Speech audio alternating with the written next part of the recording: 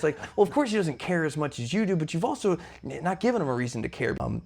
But the inverse of that is people are kind of just like, this guy comes, you have expectations of what he should be doing, but you don't really set it clearly, and then all of a sudden he's not meeting these expectations that you've never said, and then in your mind he's like, he's just a dipshit and he's not getting things done, and it's like things are slow, or he's slow, and he's just here to get hours, and like he doesn't even care, and it's like, well, of course he doesn't care as much as you do, but you've also not given him a reason to care, because just being the boss, like I said, you can set the expectation, you can help him meet the expectation, and then you can be the guy that gives him the attaboy.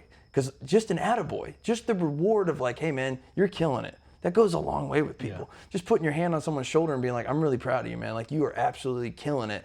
All of a sudden they're just like, yeah, I'm killing it. Assuming someone knows what to do is such a mistake.